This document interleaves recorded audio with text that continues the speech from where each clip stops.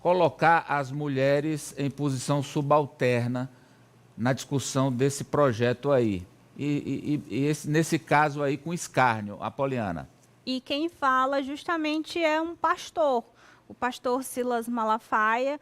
Usando as redes sociais, ele costuma publicar vídeos avaliando alguns temas, e ao falar sobre esse projeto de lei, o 1904, ele colocou a mira em direção às mulheres e mais desinformando tanto sobre essa matéria como uma lei muito importante que já foi aprovada no Brasil, que é a Lei do Minuto Seguinte, também voltada para a proteção de mulheres vítimas de violência. Vamos ver a fala do pastor.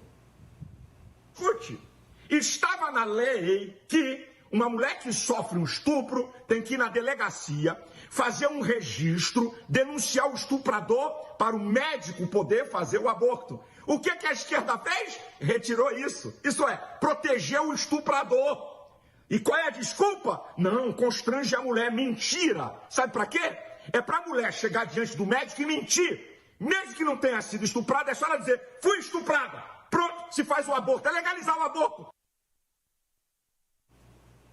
Explica, Poliana. Ninguém vai para uma clínica, para um hospital, fazer um aborto como quem vai fazer a unha num salão de beleza.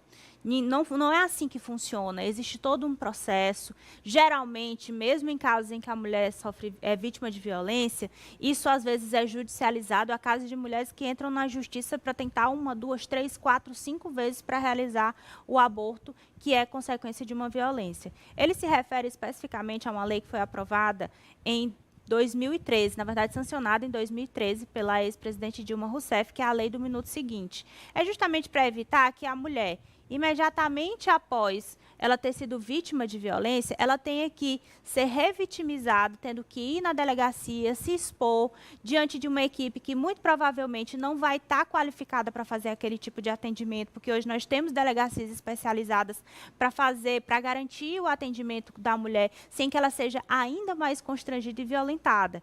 Então, não é que simplesmente a lei que foi aprovada lá no passado dispensa o registro da ocorrência.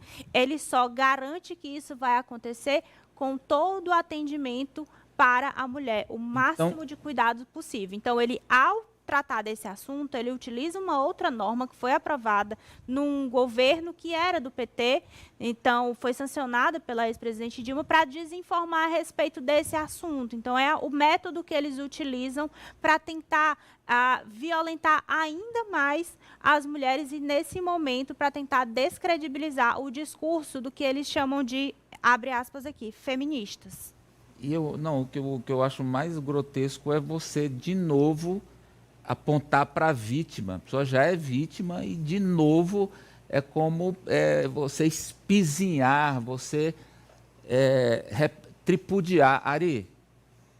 Amadeu, esse projeto é de uma crueldade sem fim. Ele reforça, inclusive, o fosso que existe entre o atendimento que é dado à mulher que tem um bom poder aquisitivo, que tem acesso a clínicas especializadas, e aquela mulher que já não tem o devido atendimento quando ela precisa fazer um aborto, ou quando ela faz um aborto e precisa em seguida do atendimento. Agora, eu achei interessante uma fala do professor, porque eu acho muito perigoso, eu tenho lido muito a respeito disso, viu? Dos evangélicos no Brasil. A gente, às vezes, comete o risco de generalizar, né? Colocar essa palavra como um guarda-chuva, onde dentro cabe tudo. O evangélico, quer dizer, há evangélicos e evangélicos. Eu conheço, tenho parentes, amigos, pessoas muito próximas e queridas que são evangélicos. E eles não são como alguns parlamentares que a gente mostra aqui.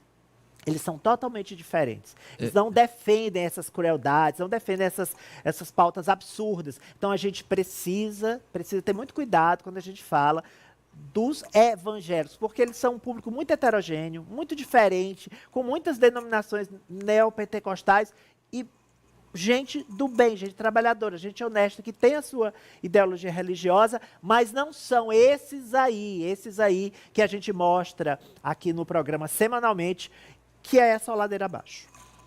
O professor Vila quer manifestar sobre o Malafaia, professor? Mais uma vez, mais uma Malafaiada, sei lá como é o nome.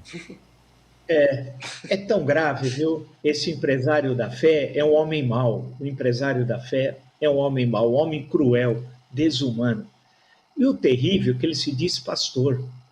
E um enviado, como se fosse um enviado de Deus, um esperado, ungido, quase um Messias.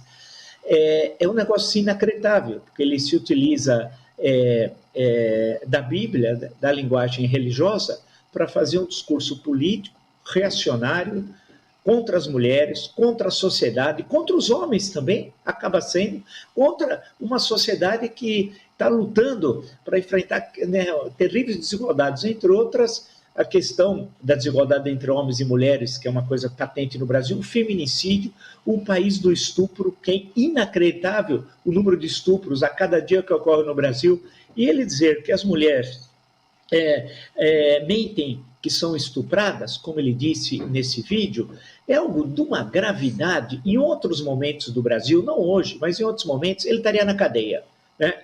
Porque ele faz uma acusação gravíssima, a sociedade civil ia se levantar e ia processá-lo, e certamente ele, no mínimo, teria de prestar serviços comunitários, no mínimo, né? No mínimo. Mas não, ele continua falando, mentindo, e nada acontece. Agora, claro que nós temos esse papel democrático, daí a importância da imprensa, né, que eles odeiam tanto, que é esclarecer. Quer dizer, você pegar uma fake news e vai esclarecendo. E a Poliana destacou muito bem alguns pontos centrais desse discurso e como ele é cruel. Malafaia é um homem cruel. Para nós aí, Google, o tema?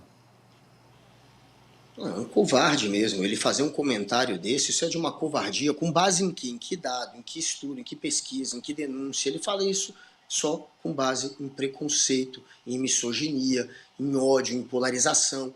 E se você pegar o Malafaia do passado, né, do início do ano 2000, fim da década de 90, ele falava em Estado laico. Ele fazia um discurso de separar, de fato, religião da política. Ele não queria misturar, pelo menos era o que parecia, né? O que transformou o Malafaia nisso, né? Você vê que quando tem alguém no poder que tem intenções ruins, como intenções autoritárias, que é misógino, que é xenófobo, isso acaba refletindo em toda a sociedade, né? Na época do PT era um Malafaia, depois foi virando outro, até virar o Malafaia do Bolsonaro. São dois Malafaias completamente diferentes. Não sei o que fez ele se transformar nessa pessoa tão cruel, como falou o professor Vila, ele é uma pessoa ruim. Vamos lá, Raniele Veloso, o presidente Lula havia prometido as reuniões semanais com a equipe, hoje teve mais uma, qual o destaque?